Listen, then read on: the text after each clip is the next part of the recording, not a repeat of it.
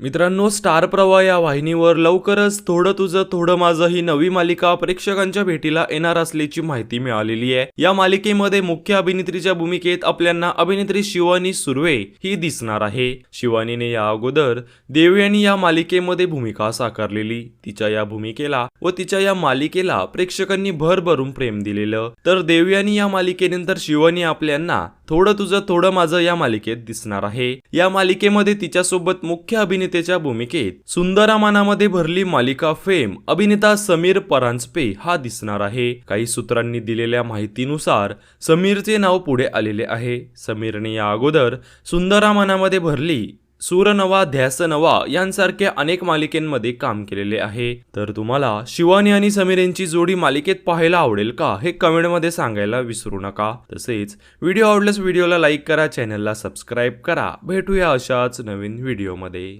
धन्यवाद।